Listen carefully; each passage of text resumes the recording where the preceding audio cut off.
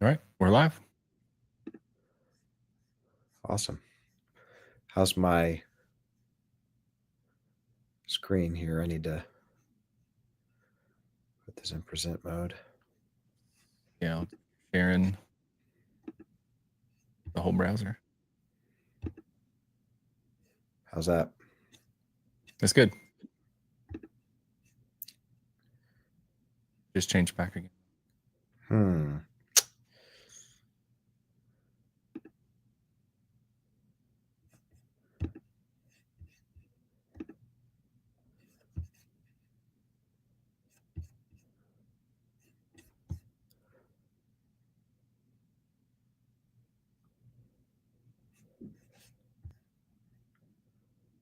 All right, we got 8 in so far. Fantastic. Welcome, everyone. We're just getting a little. We're experimenting with a new software here, so bear with us. RL, are they able to comment? They can. Oh, Yep. okay. Alicia just commented. Good morning, Alicia.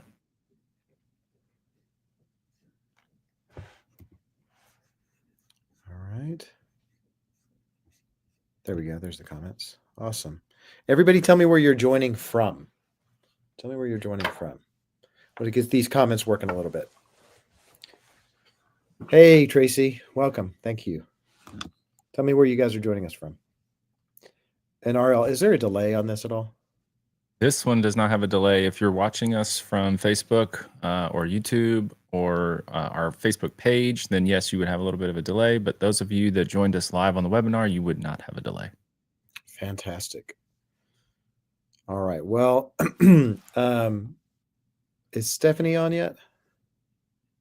I've not seen Stephanie comment.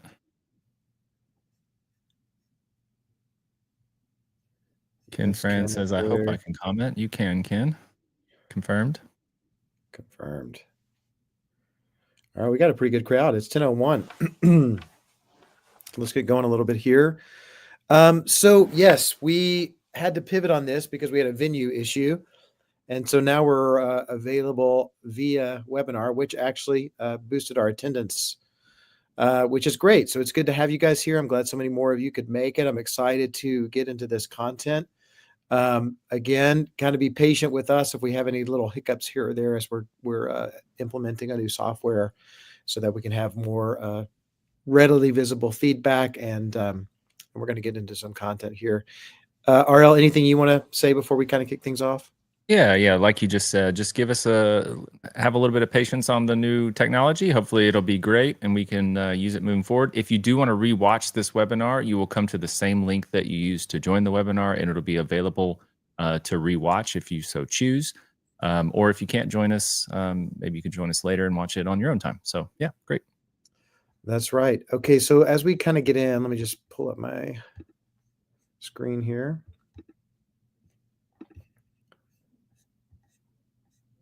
Give me just a second. All right, so here's what we're going to talk about today. And we're going to be, kind of off the cuff here with some of this stuff. I mean, there's really good content on these slides, but as we kind of dig deep here, there's going to be some other things so that we implement or that we talk about. And so what I would ask you to do or advise you to do is to have some something where you can take some notes, because we're going to be dumping a bunch of stuff in here and not all of it's available on the slides. So take some notes. And also when you write something down, you're going to remember it more, and then you can reference, the highlights. And then again, you can come back and watch this, as RL said. But the first thing that we have to sort of tackle here is the mindset or the way in which we enter into the marketplace, or our perspective as we enter into the marketplace. And so one of those things is what we call the mayor concept. So before we get into the technicalities of how to work emails, before we get into the technicalities of what you need to post on social media, you need to understand yourself in a mayor avatar, right? Understanding that, hey, as a mayor, what does a mayor do, right? First of all, they are present in the community, and they are huge on plugging local business. And so, as a mayor, right, we're going to be helping other people out. And as a matter of fact, this is something that RL and I've been talking about recently. The expert in a community, the expert online in a podcast is a person that is interviewing or supporting or getting viewpoints of other people. And so, same thing for you as the mayor. You want to be supporting others around you. And so, where are you going to be, first of all? So, first thing is you need to be at community events, right? So you're going to know everyone. You're going to be going to these events. I've got a little box there. Do you see that box, RL? I don't know why that's there. That little blue box. Nope, I do Okay, not. so it's just Yeah. me. Okay. And you're going to invest time. So again, supporting local business, knowing everyone, being familiar with the community. The mayor, like if you walk into a restaurant, people are going to know you. Somebody that goes to events, that's present in events in the community, and invest times and supports local charities. Okay, and so where this begins is where we're going to talk about meeting other business owners or influential people in your community. That's where that begins, right? And so when we're laying the groundwork, first of all, we have to have relationships. Now, there's a lot of talk online about being a social media influencer. All right, about getting lots of likes, getting lots of views, things like that. But really where the rubber meets the road, especially in your local community, is that you have relationship with people in that community. So stop thinking about being Instagram famous and start thinking about being famous with the people that are around you. This is something we covered recently, RL, in a podcast. It's like, people are so consumed sometimes with how many likes, how many views, and no one in their community knows who they are. And nobody knows what they're doing of any value. And so where the rubber meets the road first, before we get into any of this other stuff, is in the relationships you're building in your community, in the relationships we're building with other business owners. And so this is just a real simple concept in terms of how do I get in touch with business owners, or how do I start building that? And usually you start with something that you're already involved in, like a church, like if your kids play soccer, or in your school, PTA, whatever the case may be. That's where you're going to start setting up meetings with business owners. What does this do? This keeps you top of mind, and also gives you contacts with influential people that are going to drive, or it's going to drive for more connections. Okay. And basically we have some stuff, and we've got a full download for you, the frog system. And we cover this a lot in Six Figure School. But basically that's just, hey, how do I start a conversation from scratch? If you had never talked to anybody before, it's like, hey, real simple: family, recreation, occupation, goals, right? We're going to ask them how their family's doing. We're going to ask them what they do for fun. Hey, how is work? And tell me about that. And what are your goals for you and for your business? Now, the reason that we ask those questions is that there will be reciprocity, that they're going to ask those questions back to us, and then they can kind of get to know you and, again, form a relationship. And so that's just a very basic format. Before we get into, all of the digital stuff, relationships still have to be beneath all of this, or else it's not going to go anywhere. So this works in tandem with some of the digital stuff that we're going to do. RL, anything you got Yeah, there? don't gloss over the last statement here, which is making sure that you're connecting the business owners with other business owners. Because here's the thing, you're trying to create a web, and it all leads back to you. You're introducing Brandon to Danielle, who's introducing Danielle to Anna Lauren, and it all leads back to you. You're trying to create this, again, this spider web of people, and the common link is you. And you are a business owner, whether you realize it or not, whether you believe it or not. As a real estate agent, you are a business owner. Other influential people, other business owners in your community, they want to talk about business, especially if they're a small business owner. So, set up these conversations, set up these coffees, these meetings, these lunches, whatever. And I guarantee you, they're going to want to talk about their business. They're going to want to talk about your business. And we're all just trying to create additional connection points. I think Yeah, it'll one be of the huge. things that I think about all the time is like this term in social media world, which is collaborator, right? We're going to do a collab. Well, until you know how to do that on a personal level, it's worthless to do it online, right? We're going to collaborate with people for real. And that's going to go a lot further than you doing a collab with someone online. Okay, and then RL was absolutely right. There is something called a social totem, which we teach a lot. Basically, this is where we're combining, a value group. We're building that spider web with a value group. That'd be like a church or a PTA, sports group. Of course, that'd be like, if your kids play soccer, service group, a home base hangout. This is one that where you're going regularly, where everyone knows you, waiters, waitresses, everything, because that also makes you a local celebrity.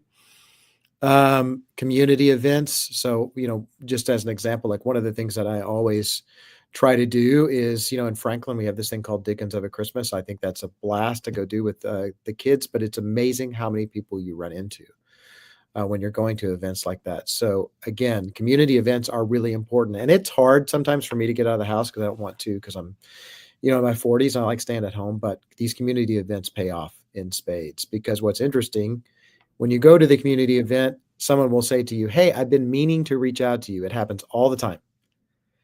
They say, "I've been meaning, you know what? I'm glad I saw you because I've been meaning to ask you. I've been meaning to talk to you. I've been meaning to call you." Isn't that amazing? It happens just about every time I go to one of these community events. So you are basically popping to top of mind for them on something that's important. Okay. Professional groups, which, neither RL and I are very big on BNI, Chamber of Commerce, like those sort of standard ones. We like something that's maybe put together that's a little more organic. But if you decide, hey, I like Chamber of Commerce, I like BNI, well, that's fine. Do your thing. Right. But again, I like more organic connections that are more relational and less transactional. Okay. Or, another one is a book study. RL, anything there?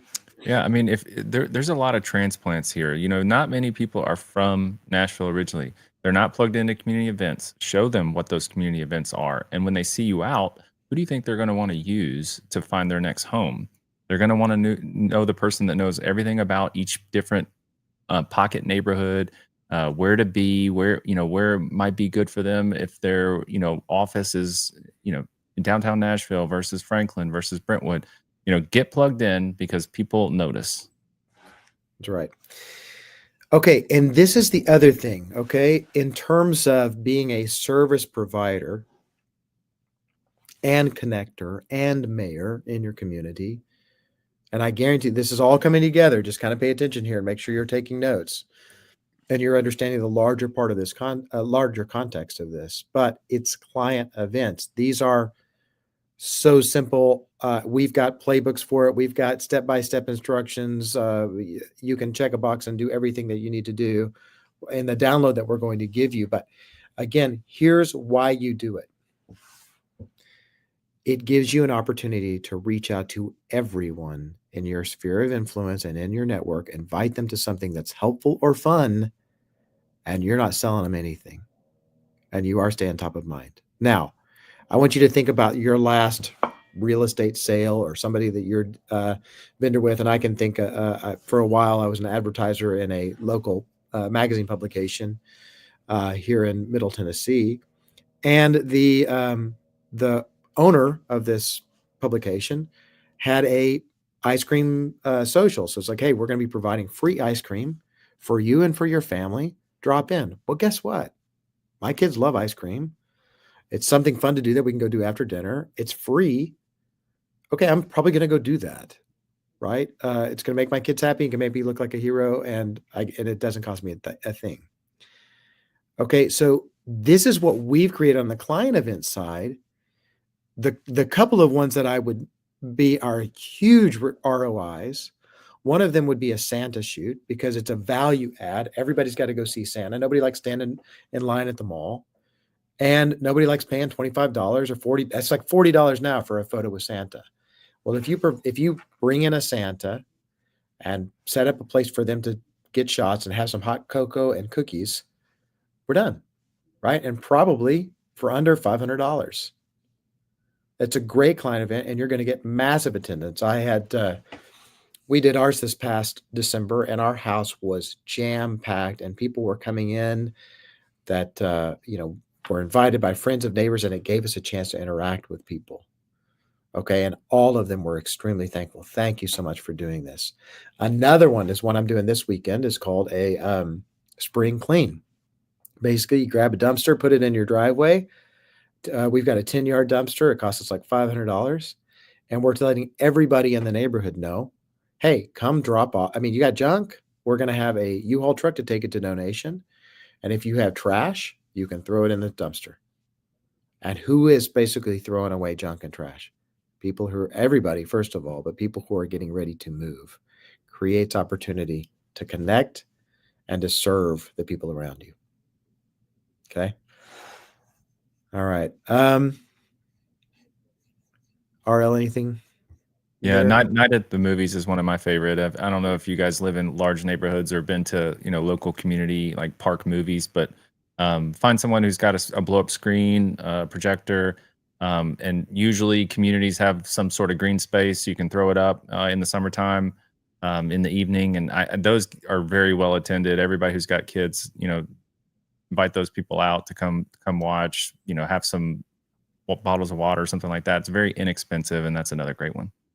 Yeah, and just another one also is a housewarming party, which we'll have a checklist for. Hey, keep it simple. You handle the invitations. The reason you handle the invitations is because it gives you everybody's email and phone number, and then you show up to serve and leave so they can talk about you. But here's what's extremely important. With everything that we've told you to this point, you are grabbing data, you're grabbing email addresses, phone numbers, all of that stuff from people who are in your network that have high influence. That's the value, right? The database is the value. Okay, if I'm an insurance business, I'm selling my book of business. Just a thought, there are companies here or real estate agents here. If you build a book of business in a database, they will pay you out in perpetuity a referral fee on people that are in your database, should you choose to retire at the end of this.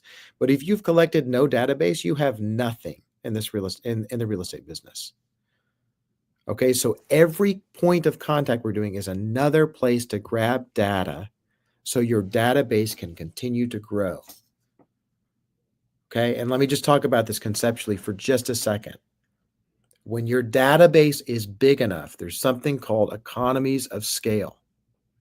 When your database gets big enough, based on the regular marketing you do to this database, you can guarantee a certain number of sales from that database every single year. Every single year. Now, most of us that are in this room, we're thinking about real estate as a long-term thing. We're not looking at it for 2 years. By the way, if you're in real estate for 2 years, get out, because nothing's going to happen. That's going to be substantial. But a lot of us are looking at this at 5 and 10-year and 20-year and 30-year increments.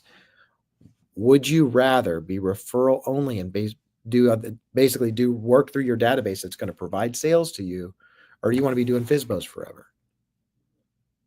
Right? FSBOs are great to get off the ground, but that's not something you want to be doing forever. Everything is a place to grab data. So get it in your mind that as you grow and you make for sale by owner appointments and you meet people at open houses and you do client events and you do Santa shoots and all that stuff, every one of those is a data collection point for you to grow that database to hit the economy of scale to provide you a certain number of sales every single year. Simple, but not easy, because you've got to keep that. It's going to take consistency. Okay. But everything, you know what? If you look at Zillow, you know what Zillow is?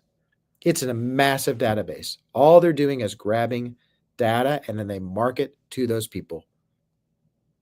They market through interest in homes and they market through an ISA department and they turn those leads over for 40%. It's a big database. Same thing for Redfin, same thing for Realtor.com. All they're doing is building databases and working the database. Okay. You build up 1,000-person database and only 2% of those transact per year. That's still 20 transactions a year out of your database. So okay, so let me know you're live. Pop up in the chat box if this is making sense to you. If you're liking the information, and we're going to get into the stuff here, does all that stuff make sense so far? Let's see some action in the chat box here. Don't leave me hanging. But again, grab data, grab data, grab data. all of this stuff, filter it into a database. Okay. All right. Thank you, Lisette. Appreciate it. All right. Good. Okay. So let's get into, now that we've got this concept, right, of grabbing data, now let's get into how to make this stuff work for you. Ken says, is there any ways to grab data without manually inputting? Generally speaking, no. I mean, manual input's going to be a part of it. And if you're not doing manual input, let's just say, I mean, and here's something just sort of to keep in mind anymore, the way that they've got emails set up or email services set up, man, if you just spam or just send an email to just a bunch of people who haven't really agreed or don't have that connection, it'll bounce, they'll unsubscribe, and then it'll kill your deliverability. So these days, it's just best to manually input it. All right. All right. So let's get into the emails and newsletters here. Now, here's one of the things that I get from email a lot when I'm talking about email, because a lot of people come to me and they go, well, Brandon, isn't text better? No, it is not. Okay. And then they say, well, who checks emails anymore? And I would say people who have jobs and can buy houses are checking their email. Email is still the number one marketing tool on the marketplace today. And you are not, with email, you're not subject to anyone else's platform. The data is yours. Okay. If you're in social media world, you are subject to the algorithm. And even, RL and I grew our Facebook group, our Agent Bridge Facebook group, which we love interacting in, but we've grown that to over 1,100 people, but very few, because of algorithms, very few people see it. And if you go through your Facebook feed today, it's going to be 50% or more advertisement versus actual posts. Okay. So email gives you opportunities to connect directly, and the data belongs to you. It doesn't belong to anybody else. Because guess what? We saw that with TikTok closed. Guess what? All that stuff is gone for those people who built their business on TikTok in an instant. Now, yes, it came back, but still. Same thing with Facebook or Instagram. Now, they're probably not going to go down. But again, you don't have control of how people interact with you. Through email, you do. Okay. So 99% of consumers check their email daily. 77% of people prefer to receive permission-based promotional message versus social media. Okay. And also in newsletters, right? And I'm going to show you how to do them. That's not lame, in a way that's not lame. But newsletters provide a 28% higher engagement. Now, I was watching a video, as we build, and I grab data from everywhere. And the person, there was a speaker, and he was speaking to a class about email. And he goes, all right, let me ask you guys here, who here has a database? And like half the people raise their hands. He goes, of that database, who here mark us to their database monthly or weekly? And then about half of them. And he said, of the people that are there, how many people touch every person in their database 3 times a year? There was one person. He goes, great. He goes, what was your GCI last year? How much money did you make? He said $450,000. That's the difference. The person who is active in their database, who emails really good stuff, right? Service-based content, and touches their client database 3 times a year, that person's income was $500,000 a year. That's what you're missing out on by not doing this well. Okay, this is the way. Okay, and it's widely understood by every business. This is the way. The database is where it's at. Okay.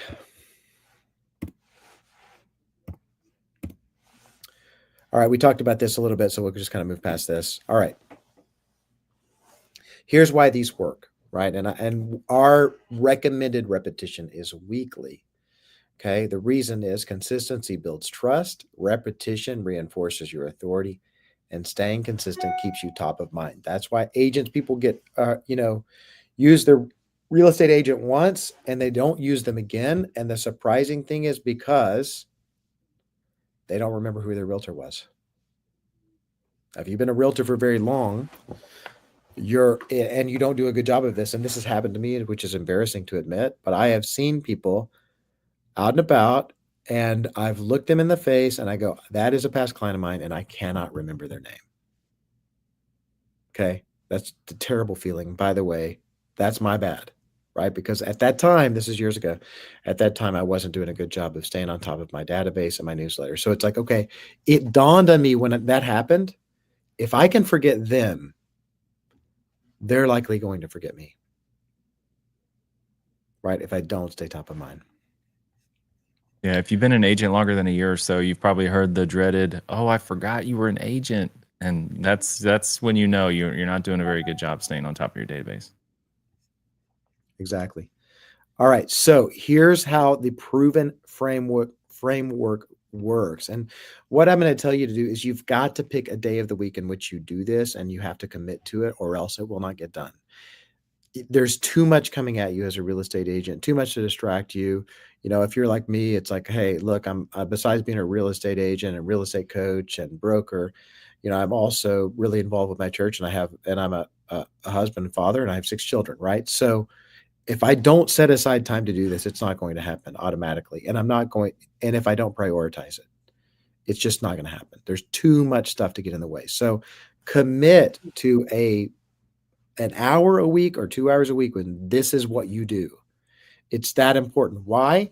Because guess what? When you're making your sales calls, this stuff's working in the background. Whether it's social media, which we'll tell you how to do social media too. Okay. I can send this email and it's working on my behalf, right? While I'm making the calls. And by the way, when you call people and they're used to receiving your email, when you call them, they will answer the phone. Why? Because you've established authority and service. People respect that. I can promise you. The reason you know who people are, like prominent people, is because they're great marketers. They're great marketers. I want you to think about anybody you know, like, love, respect, watch every single day. You guys pop in the chat box real quick. If you follow a professional, a coach, speaker, whatever, who is it? Pop it in the chat box real quick. Because I can guarantee you they're phenomenal marketers. Let's see what pops up in the chat box here.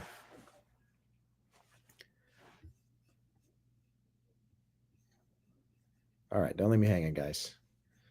Yes, Danielle. Yes, do an ice cream social for sure. Okay, Mel Robbins, great one. Phenomenal marketer, right? TED Talk, book, podcast. She's everywhere right now. And then she did her thing recently, right? Which was the Let Them movement. That Let Them thing, which is really good advice. How far did that go? It went far. Why? Marketing. It was a great marketing technique. Okay. Somebody else.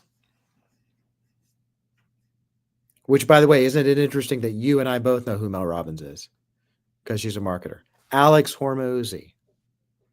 Tom Ferry. All of these people are really, really good marketers, and you have to accept that you have to become one. Okay. All right. Okay. So here are your steps to do this. And we're going to answer questions for this. We're going to have a Q&A section, so don't worry, because I know this is like, if you're like me as a real estate agent, technology is terrifying. We'll show you how to do it. So the first is you're going to audit and update your CRM. So if you've got Follow-Up Boss or whatever the case may be, if you do not have a CRM, you need to get one. If you don't have one, get an Excel spreadsheet. Whatever we got to do, we need to get an up-to-date database. And I want you to start with just 20 people and then just start adding 5 people a day, right? Till you kind of till you've gotten through your whole database, right? To all the people you know, which you should be able to come up with about 150. Okay. And then we can start adding from there, right? As we meet people, add them to the database. Okay. Then we're going to create a MailChimp account, which, by the way, MailChimp is the #1 in terms of deliverability.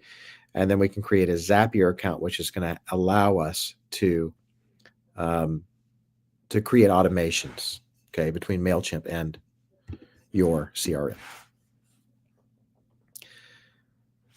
Okay, the next step is you are going to create your newsletter in MailChimp or Canva.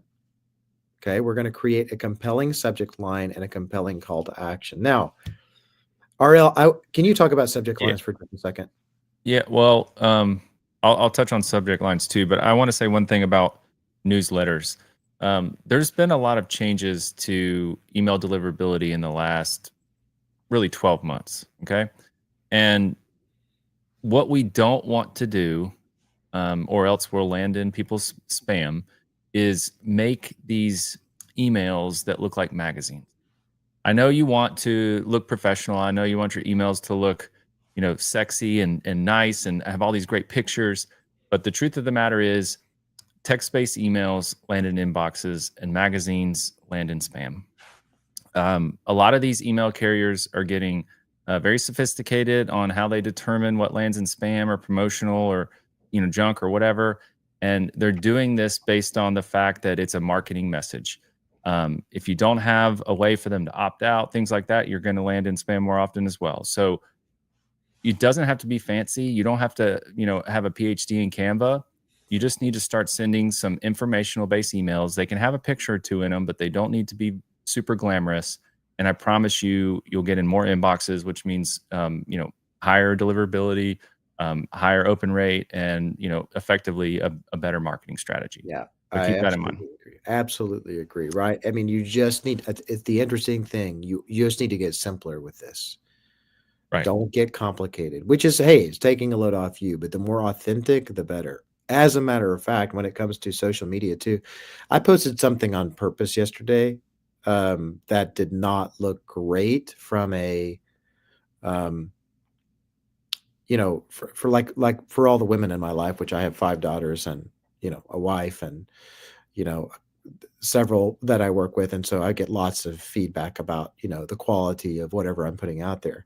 But here's what I can tell you: authenticity wins every time against being pretty. Okay, whether it's social media, whether it's email newsletter, whatever, authenticity. Because why? We see all of that super fancy stuff all day long. We saw all the super fancy stuff all day long. But when it comes to what actually catches people's eye, is things that are high value and they don't need to look good. They're authentic, right? That's why I'm real big on Facebook Lives, right? Even for if you're going to do it for sale by owner appointment, do a Facebook Live on the for sale by owner appointment. That's going to get way more attention than your high polished video that you hired a professional videographer to do. It's just guaranteed. Authentic, authenticity is currency in the marketplace. Okay. Yep. And then subject lines, simple is better. Try not to use any spam keywords. And the way to check that, there's tools like Mail Meteor and some others out there that you can run your message through, and they will tell you kind of how spammy it is, so to speak. So try to keep subject lines minimal. So don't have like 14 word subject lines. Keep them pretty concise, and also try to not throw out any like key spam type words. And the more you run through those types of tools like Mail Meteor or some others, the more you'll start to realize, hey, this is kind of getting flagged as spam. Maybe stay away from that. So, yeah, again, simple is better. What else do we have on? We said subject lines and go back. Yeah. Call to action. When you do call to action, which is basically what you're asking your audience to do, keep it to one. So don't say, hey, follow me on social, reply, sign up for this, do this. That's too many call to actions. And so you'll get them to do nothing. So basically, what you want is just to ask them to do one thing. Whatever that one thing is, keep it simple. Yep. That's exactly right. Okay, send your newsletter. We'll teach you how to, promote it on social media, right? You can promote your newsletter on social media so more people can download it. Here's a couple of examples for a social media slide where you basically, it's like, hey, do you want to know about the fun events around town? And we can drop your email to be added, and that could go in a story. Okay, that's a great way to promote your newsletter. Yeah, Okay, so I'm in the mortgage space, so I just sent out a little post that said, "Hey, comment below if you want to be added to my weekly rate update." And I got like a couple hundred people just saying, "Yeah, add me, add me, add me." That's an easy way just to build a list from scratch. You've got a ton of people in your phone. You got a ton of people that follow you on social media. Those are great ways to ask permission to be added to the newsletter so that you know that they're not going to mark you as spam. And I promise you, your list will grow much faster than you realize. Yeah, and one of the things that I'll say about that is you wanna try like, once you kinda get into this marketing space, okay, you have to understand that 90% of the things that you're going to put out, you're not gonna get some sort of amazing feedback from, right? I can guarantee you, so that RL you said weekly, that weekly update, you probably did 9 other posts, or sort of engagement stuff where you got very little to nothing, and that one just seemed to work. Yeah, yeah, Right, exactly. and That's how so it it's like works. so you just have to understand, like, from a mindset perspective, I'm gonna be putting stuff out like, in marketing, I'm gonna be putting stuff out weekly, I'm gonna be putting stuff on social media, and the feedback is going to be limited, but 1 out of 10 of those things is gonna create something good.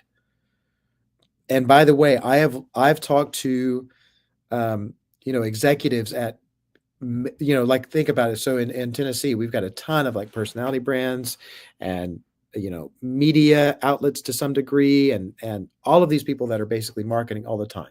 Okay. And as I've talked to these people, they're like, yeah, 90% of the stuff doesn't work. It's just staying top of mind, staying top of mind, staying top of mind. And then all of a sudden, 1 out of 10 of those is going to create either massive engagement, going to create a bunch of shares, going to create something that's going to lead more people to you. You just have to get in the habit of putting stuff out all the time. Yeah, this is not the time to get your feelings hurt about the newsletter. People are going to unsubscribe. People are going to Mhm. not open it. You're going to have several messages that go out and they probably get 10% open rate. And that's fine. Look, if you've got 1,000 people in your database and 2% of them engage with you, you're going to have 20 people that are buying or selling in that year that you can work with.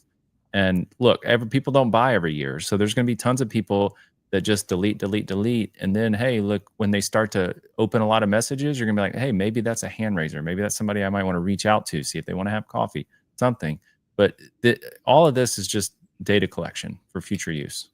One of the things that, I was working with an agent on this, recently, and they sent it out, and one of the past clients unsubscribed, completely devastated them, right? They were like, why did they unsubscribe? Why did they do this? Why did they do that? Right? What did they not think I did a good job? It's like I was just putting out a deal on, where to get ice cream this month or whatever. Look, you don't, people are quirky and they do weird things and they don't always do things like you would do them. And I can tell you, just even for RL and myself, we talk a lot about what gets me to buy, what versus what gets him to buy. Right? And it's two completely different personalities. You have no idea what people are going to do out there. All you need to do is grow your database. There's going to be unsubscribes. It's just part of it. Yeah. The first 5 podcast episodes we put out, I think the only people that watched them were Brandon's mom and my mom. So That's right. we totally know how you feel. So don't worry about it. Yeah, exactly. Just keep doing it. Stay consistent. That's the important part. Okay. All right. So here's a great idea for a newsletter: buy now or wait. Oh, by the way, one before we kind of get into this sort of example, the more relevant you can be, the better. So, like, if you have a snow day, like, hey, what's my five things to do on a snow day, or whatever the case may be, right? Do things that are relevant, and that's going to get much more attention, right? Or hey, five favorite restaurants for a Friday night. That's going to do much better than hey, here's what you need to do to get your house ready for the spring. Don't fall into that trap, and also don't think that you can automate this. You can't. It's better that you don't. All those realtors that are putting stuff out there that's basically been created for them and just shoved through the email list, guess what? People can tell. Let me ask you guys a question real quick, and I want you guys to respond in the chat box. Can you tell if something is AI or not? Can you tell if something is AI or not?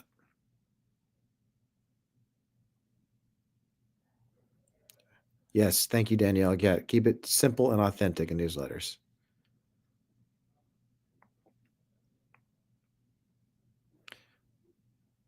Okay. Yeah. Okay. Yes. Usually, Ken says usually be getting better, getting harder to do most of the time. Okay. Right. So here's what I can tell you: people will know if something was created by something else and is not written in your voice and not written from you. Okay. So you can tell that. You can tell if something's been pre produced. Be authentic. Again, do not dump this off on some sort of service where partnered with a mortgage lender that's going to handle your CRM for you or handle your database for you with spring tips to get your house ready. right? Be authentic, be relevant. That's going to be way better. And that's where you really start to cross over into a high level of success in managing and marketing to your database. Okay. All right. So again, the newsletter example, buy now or wait. Here's my take on the market. So this is a great one. It's text based, right? We've got some stuff. And by the way, the way people read, I want you to think about this. When you're writing an email, the way people read is they read the top, then they read the bottom, and then they read the content. That's how you need to write your emails. Why wouldn't you write your emails that way if that's the way that they're going to be interacting with them? So you need to be thinking about top, bottom, and then the center. The other thing that you want to think about is the snippet that's available when they pull it up on their phone. Because where are people looking for getting first glance at their emails? On their phone. That is real estate that's going on somebody's, screen where they're deciphering whether they're going to read that email or not. Okay? Don't waste that real estate. Don't waste it. Do something. So like when RL, like we send out emails to our database, we intentionally think about, I go, here's the subject line, here's the snippet line, here's the body of the email. Okay.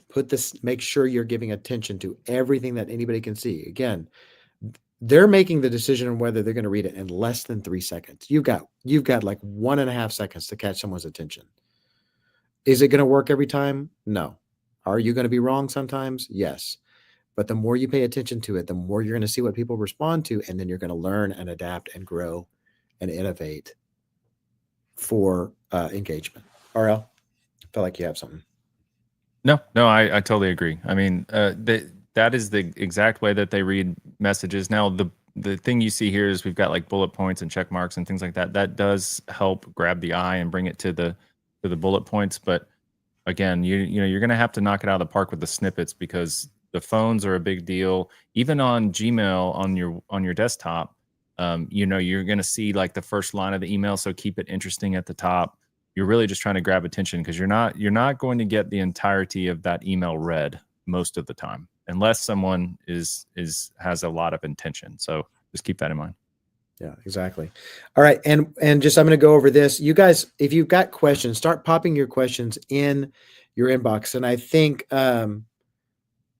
and give us some feedback on what as well on what would be helpful for you to continue on this path, because I know we didn't get into nitty-gritty details, in terms of like opening your MailChimp and what website to go to and all of those things, but we can provide further service that helps you do that. But on this, go ahead and ask whatever questions that you have. I'm finishing this so we can go right into the Q&A section. Okay, this is a couple, again, examples. We do have, again, in the download that we've got available after this, access to all of these templates, right, for you to basically just to get going. Okay. And what I want to tell you is the stuff that we're giving you, this is just a way to get off the ground. I want you to build authenticity, and I want this to become who you are, a professional marketer.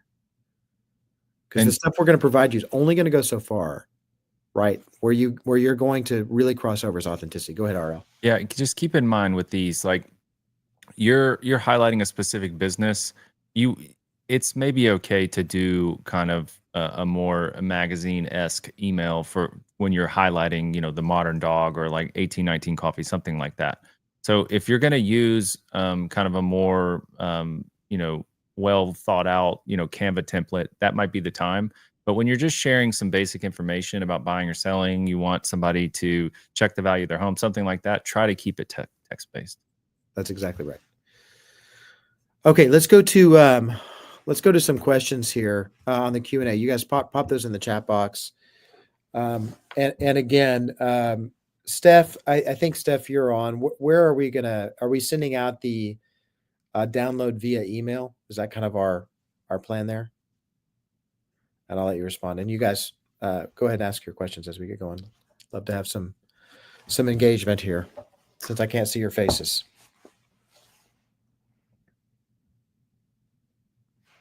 Yeah, we'll get everything out via email to, if you registered for this webinar through our webinar platform, you will get a copy of it via email. If you're watching on one of our live platforms, then I'll try to make sure we post it to all those different platforms where to download those different resources.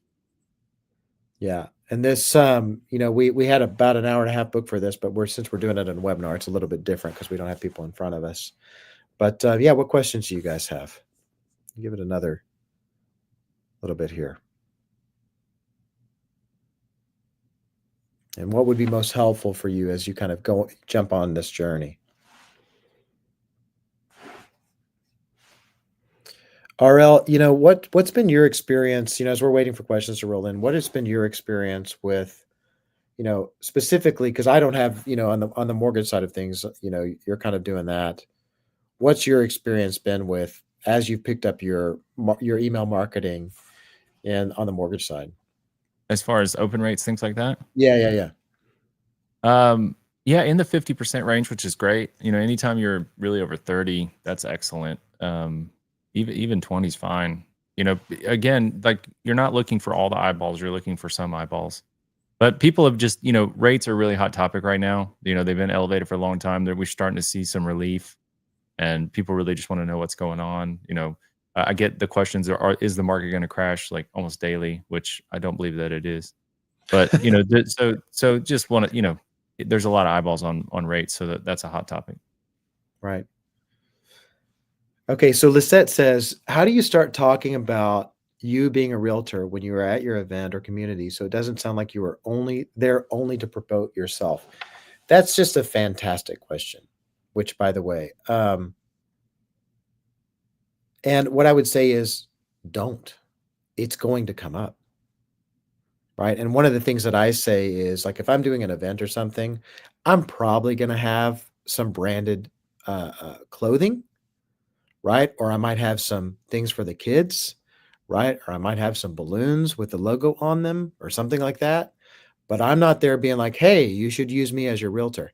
They already know, right? And that's basically, you're walking them into your environment. You're there to provide a service. This is going to go so much better if you don't say anything about you being a real estate agent and just let them come to you, Yeah, right? There this shouldn't is be why any we. doubts. Yeah, sorry, Brandon. This is why we, kind of do it in a manner that's reciprocal, right? So you're asking a lot of questions about their business, what they do, how things are going for them, and they're naturally going to ask you those questions back. One, you Right. should be curious what they want to do. That's not, you're not just doing it to be fake. You're really asking to understand because there might be somebody you want to connect them to in their space, and that's helpful for them. And anytime you're serving, people, it's going to come back to you. So, you know, I heard this podcast the other day and I thought it was interesting. And it was like, why athletes make, $50 million. And then you've got like these surgeons that are doing these brain surgeries and, they're making $3 million. Well, the amount of people you serve is how much money you're going to make. And in the fact of the matter is, in our country, a ton of people like sports, and there's a lot of people that pack stadiums. There's not a lot of people that pack out. I hate it. I wish these people that are saving lives made more money, but that's just not the way it works. So it's the amount of people you serve is how much money you're going to make. So you want to be out there in your community serving all these people naturally, and it'll come back to you. That's absolutely right. Jacqueline says, do you think there's a problem using AI to write a post or newsletter as long as you go back and read and change to your conversation style and words you would use? First of You want to all, take I that? would say that you could teach AI your conversation style and the words you use. I think if you use it enough, you can teach it.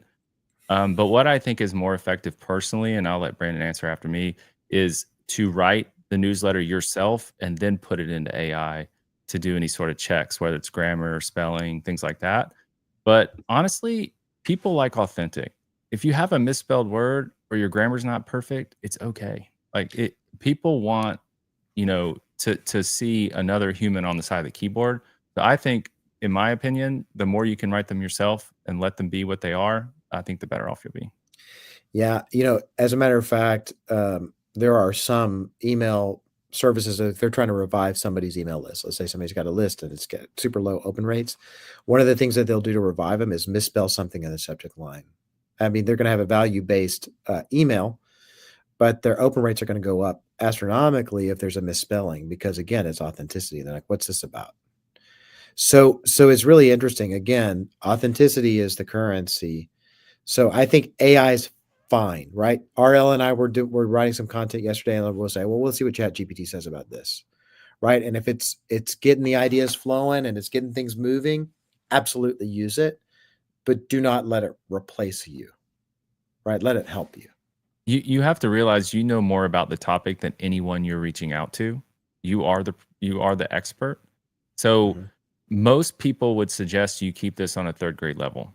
And I know that sounds crazy, but what I would do if I were you is I would write your newsletter, and I happen to know you, Jacqueline. So I know that you're probably going to be writing in such a way that's very professional, and a lot of people probably aren't going to have the knowledge that you have. So write that newsletter, plug it into something like ChatGPT, and say something like, "Make this a third grade level," and Mhm. it will revise your copy, keep the same theme, but make it on a third grade level. And I think you're going to have better. It's going to be more readable for a lot more people. Mhm.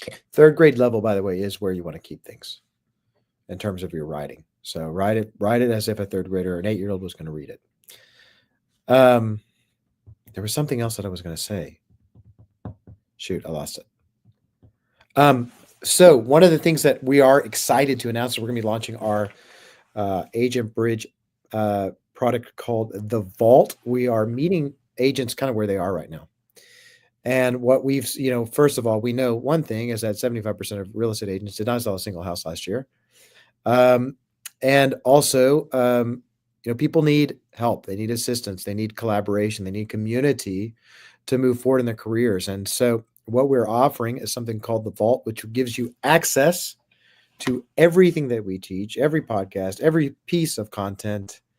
And we're going to be reaching out to you guys. There's an initial Founders Club pricing for the first 15 people who join the mastermind. We're going to send that out to you. We also have somebody reach out to you and just say, hey, let you know we are also offering a free coaching call for everybody that's on this call. So we're going to have our salesperson reach out to you, set up the coaching call, and then we can kind of talk about the mastermind as well. We're really excited to launch that and give people access to all of this stuff for a very affordable price on a monthly basis. So anything you want to say about that, RL?